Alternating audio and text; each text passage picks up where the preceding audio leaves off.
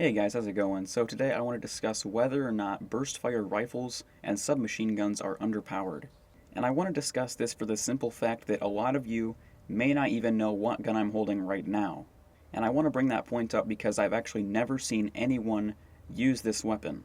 And for a matter of fact, I've actually never seen anyone actually using a burst fire weapon. And that leads us to the actual topic of this video, which is, do you think these guns are underpowered? Now, personally, I think they are underpowered because they have a slower rate of fire. They fire in bursts, not fully automatic, yet they have the same damage model, accuracy, stability as any other weapon. So at the moment, all you're doing by switching to a burst fire weapon is actually hurting yourself. So basically what I'm saying is all the stats on burst fire weapons are the same as fully automatic weapons, except the rate of fire. If a bolt-action sniper rifle had the same damage as an LMG, you would obviously pick the LMG because it has a faster rate of fire. You can do the same exact damage much faster. So if we look at the gun that I'm holding right now called the SA58, now the SA58 is a burst fire assault rifle with pretty average stats. The only thing that makes this weapon a little bit better is its slightly higher damage per shot. Now as you can see, I'm comparing it with the ACR right now, and it looks like all the stats are worse except for the range. Now it's interesting because if you look at the damage and RPM trade-off between the ACR and the SA58 make you think that it might be equal. The ACR has an RPM 110 higher than the SA58, but the SA58 has about 1800 more damage per shot.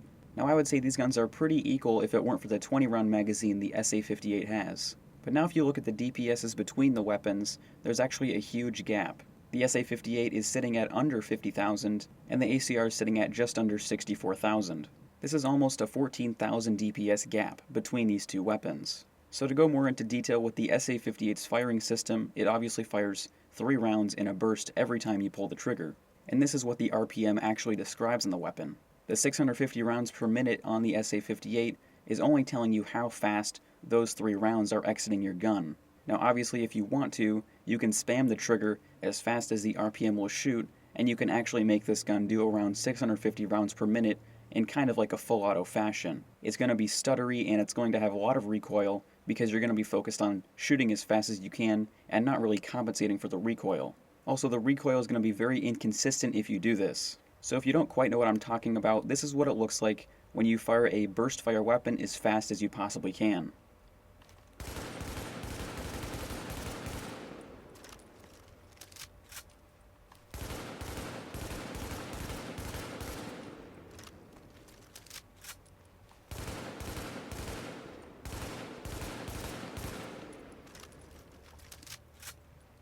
Now I also have a burst fire MP5, so let's see how this gun reacts when fired as fast as possible.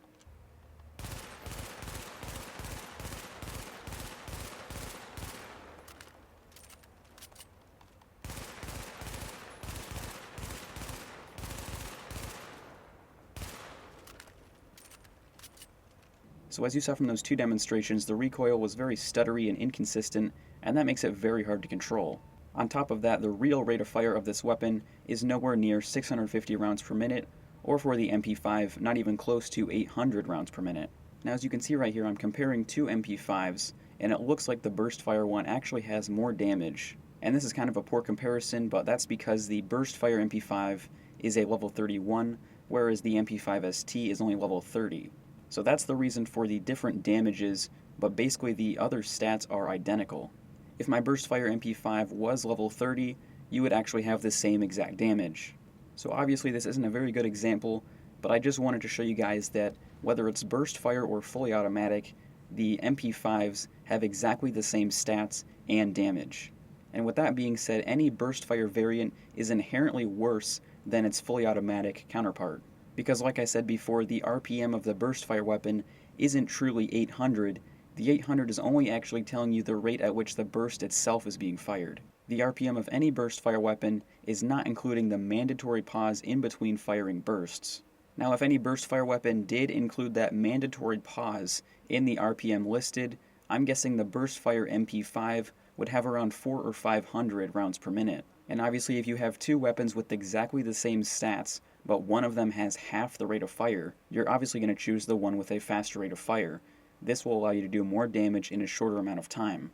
And that is literally the definition of DPS. Now I know that might have been pretty confusing, but in short, burst fire weapons need a buff desperately in order to compete with any full auto weapon.